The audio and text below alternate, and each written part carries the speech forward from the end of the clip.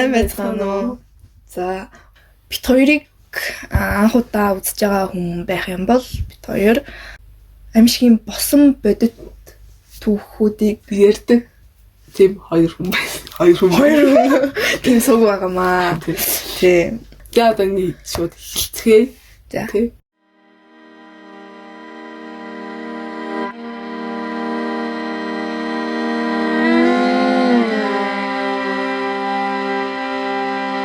Нэг хүн тохиолдсон явдал юм байна. Тэрийг уншиж өгье. Туслангийн машинээр болсон явдал юм байна. За 2018 онд туслан дээр найзуудаагаа нэг залуу утсан юм байна л да. Хоёр найзтайгаа нэг дүүтэйгээ ингээд явсан юм байна. Дүү нь болонгод ингээд өөрөөс нэг хоёр насны ингээд зөрөт болохоор яг найзчин зүг байт юм ээ. За тэгээ нэг шөнө ингээд тамхин дуусаад тэд хэд ингээд шарын ам гэдэг газарлаа ингээд гол гатлаа цаашаа 500 м орчим яваад дэлгүүрээ ингээд олж авсан юм байна л да. Тэгээд тэнцээсээ ингээд ундаа тамхи энтрээ авчаад буцаад алхсан юм байна. Тэгээд ер нь тэдний гол ер нь ингээд шүн ингээд айгүй их эвгүй харагддаг. Ингээд битүү модон дуу ингээд хүрээлэгцэн тэгээд жоохон баг ингээд ман татаад байдаг. Тийм юм байна л да. Тэгээд голыг ингээд гатлахаар болсон юм байна л да. Гэсэн чинь нэг найз нь ингээд чи манийхаа үүрчгээ гэдгсэн. Үүрээд гол гатлахаа болсон юм байна. Тэгээд эргээд ингээд голынхоо таашаа ингээд харсан чинь ингээд гол дотор ингээд нэг орос эмэгтэй хүн зогсож байсныг ингээд гайхаад сайн ингээд төвлөрөөд харсан чинь ингээд дээр үеийн ингээд юм кино шиг юм шар ингээд эффекттэй юм шиг ингээд сонин шаргалтаж харагдаад би ч сүнс эдэр гэж бодоод гайхаад хараад зогсож байсан чинь нөгөө эмэгтэй ингээд нэг юм сонин огцом толгоогоо хөдлөснөө голын усыг ингээд гараараа хөдөлгөж байгаа юм шиг харагдсан. Тэгээд бүр хараад шоконд ороод ямар ч ухаангүй гөлрөөд байж байсан чинь гинэт час хийгээл жижиг модоор зогчдیں۔ Би ч нэ хийх өвдөл мэдрээгүй яасан бэ гэдээ эргээд харсан чинь үрж яваа найзаагаа унгаачч тэгээд өө ёстой уучлаарай. Гэхдээ сая гол дотор нэг юм байсан юм а гэд хэлсэн чинь юу байсан гэд асуухаар нь хараагүй гэдгийг нь ойлгоод мэдгүй гэд найзаасаа уучлал гуугаад өнгөрсөн. Тэрнээс хойш ингээд жижигхэн эвгүй зүйлүүд араасаа эхэлсэндээ нэг ороо ингээ бөөнөрөө хоол хийж идчихэд унтах гээд хөвтөж байсан чинь манай найз манийхан гиз өвдөд байта. Гарчаад ирээ ханинда гэхээр заа гээл гарах гэсэн. Хэдхэн хоногийн өмнө эвгүй юм харсан болохоор бөөнөрөө нэг мөсөн гарыг гэсэн. Манай найз за тэгвэл мен дэвчгээс гээд сууцсан. Манай нөгөө найз маань нэлээд шогж болохоор аимшиг юм яриа гээл би ч нэг ярьсан юмд нь итгэхгүй байсаар байгаад бараг нэг цаг ярьсан. Тэгсэн чинь манай дүү найз хоёр бөөнөрөө зэрэг гидсэн эвгүүрхэд гари болоод би ч араас нь гараад очсон. Гуруулаа болохоор 0 хин төрүүлж орхоо үзэж байснаас гээд байшингаас баруун тийш жоохон цаашлаад би лавсан даа гэдэг. За тэгээд нэг найз маань ингээ би засахгүй байна гэд бид хоёр ханиндаа зогсож байсан. Тэгээд асаагуурын гэрлэр жоохон юм хум тусгаад харж байсан чинь нойлын дэндээс жижигхэн цагаан дээлтэй таяг тулсан юм ээ. Гүүгээд ирж байна. Би ч орилоод зайл хөө хэмбэ гэд багсан чинь айсандаа болоод хэлсэн чинь манай найз ч нүдэ анаа дамаа шууд цугдаад аваад тэгээд асаагуурынхаа гэрлийг яг нүд рүү тусгасан чинь халгаа руу үсрэх шиг болохоор нөгөө хоёроо босооч орё хүү гэсэн чинь нөгөө хоёр худлаа яриад хүн би засуулахгүй яах га 50 баалгахгүй зайтай хоёр вэ гээ 50 баалгах ч нөө гээд өглөн ингээд барин бассан. За тэгээд би ч хамгийн урд нь гарсан гүүх нь холгүй алхаж байсан чинь үүдний амбарт бит гээл юм нурж байгаа сонсогдтыг шууд цонхоороо үсгэцгээгээл орсон. Хамгийн тэнэг нь асаагуураа хайцсан. Шүнжин тамхиа татаж чадалгүй нөгөө хоёр найз маань үүрээр гээ оронгууд асаагуураа олноо гээл тэгэл гарсан юм байна. Тэгээ 30 минут болж орж ирэхээр нь гайхаад яагаад худсан гэсэн чинь сая харин асаагуураа хайж байсан чинь нэг юмээ хашааныхаа цаана тулж ирээд зогсчихсан байсан.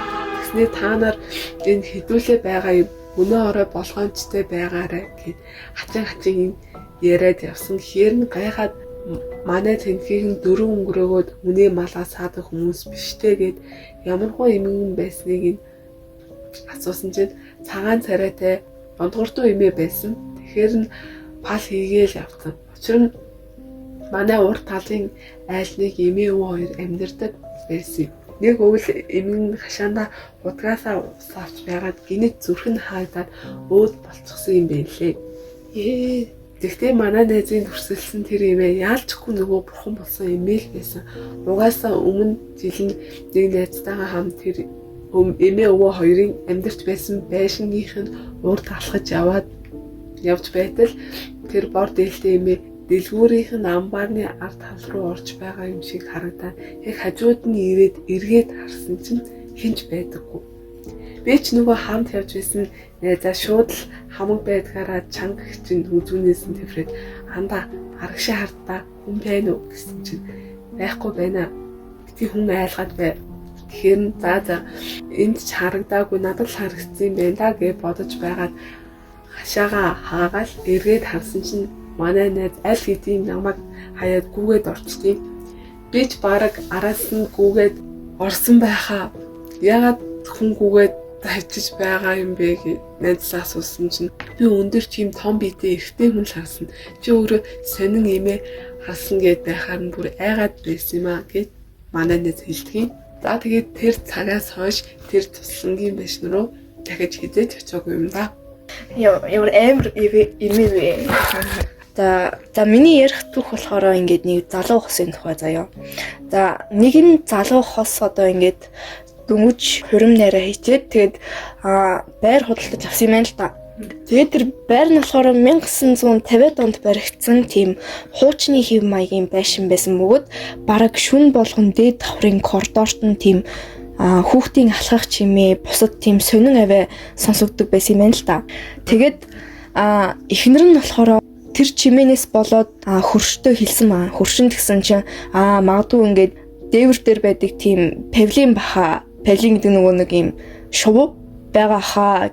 Тэгээд байшин болохоор ан амтны тийм нөөц газрын тийм ойролцоо байрладаг зэрлэг тийм амтан янз бүрийн тийм шувуунууд амьдардаг. Заримдаа тэр дээврийнхэн дээр ингээд байж байгаа нь харагддаг гэж хэлсэн маа. Тэгээд тэр тайлбар нь ч гэсэн айгүй тийм логиктэй санагдаад тэгэл тэр хоёр залуу бас болохоор сүулдэ тэр чимээнд дасаад ерөнхийдөө анхаарахаа болсон маа. Тэгээд байшин худалдаж авсныхаа одоо хагас жилийн дараа тэдний хүү төрсөн гинэ. Тэгээд тэр хүү нь 2-оос 3 нас хүрэхэд шүн дунд түүний өрөөнд одоо ганцаараа хүүгээ ингээ ярьж яхахын сонссон юм байна л да. Тэгсэн чинь нэг удаа өрөөлөө нь очингуудаа чи хинтээ яриад байгаа юм бэ гэд асуусан чи Трейси гэж хэлсэн гинэ. Тэгээд Трейси гэж хин ингээд хэлсэн чи хананд амьдардаг охин гэд. Тэгээд ихэвчлэн тийм сайхан зантай байдаг ч гэсэн заримдаа намайг айлгадгаа гэж тэр хүн хэлсэн маа. Тэгээд тэр охиныг бүр ингээд хүрэн үстэй, шар даашинстэй гэж төрсөлсөн. Тэгээд заримдаа тоглож, заримдаа шүн сэргээдэг гэж хэлсэн маа. Тэгээд хүүн болохоор шүн бол ингээд яриад байдаггүй. Зүгээр л заримдаа ингээд ярьдаг. Тэгээд тэр болгонд нь маш их гайхаад өнгөрдөг гэсэн юм байна. Тэгээд хэдэн жилийн дараа тэр байшинд одоо өргөтгөл хийгээд одоо хүүхдийн унтлагынх нь өрөөг доод давхар руу шилжүүлээд хүүхдийн өрөөг сольсон юм байна.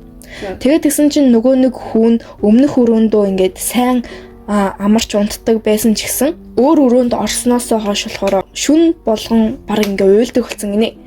Тэгээд шинэ хүүхдийн орлуул шилжүүл яг ингээ хүн ингээ ухаалдаж байгаа юм шиг чимээ гараад тэгээд шууд ингээ гүүгээд очиод харсан чи тэгээ өрөөндөө бүр ингээд нэг талынхаа ханлуу ингээд бүр ингээд шигтцсэн байжсэн гинэ. Аав ээж хоёр нь тэр хүүгээ тайвшруулаа тэгээ буцаж ороонд нь хөвтөсөн маа. Тэгээд дараагийн шөнө бүр яг тийм адилхан зүйл болоод байсан. Тэгээд тийм болохоор хүүхдийн өрөөг буцаж дээд давхар руу гаргаад тэгээд гисэн чинь бүх зүйл нь хэвэн болсон гинэ. Тэгээд байшингийн түүхийг судалсан маа тэр хоёр. Тэгээд гисэн чи алга болсон хүүхэд тийм аль эсвэл Трейси нэртэй хин нэгэн тийм амьдарч исэн тийм зүйлийг бол олоогүй. Тэгээд эцэст нь хүүн болохоор тэр охины тухай одоо ингээ яриа болсон гинэ. Тэгээд хэдэн жилийн дараа өөр ажилд орохоор болоод тэгээд тэр гэрээс нүүсэн гинэ. Тэгээд байшин болохоор бүр ингээ хэдэн сар хоосон байсан ч гэсэн яг хөршин нэг удаа яг түүхийн эзэн рүү ингээ залгангуудаа та хэдийг ингээ гарсны дараа ингээд нэг охин цонхоор ингээд бидэн лүү хараад ингээд даллаад байна. Нэг охин байна гэдгийгсэн баахгүй юу. Тэгээд хөршлөгөө хүүе бид нэр ингээд нүүцэн штэ гэд нэг тим юм болсон ба. Тэгэхээр бас тэр эвгүй байгаа юм шүү. Одоо ингээд тэр хүмүүст харагдаа зогсохгүй хөршт нь бас ингээ харагдсан байгаа байхгүй юу. Тийм тэгэхээр бас их тийм түүх байна. За тэгээд энэ дугаар маань одоо ингээд өндөрлөгч байна. За тэгээ баяртай. Түр баяртай.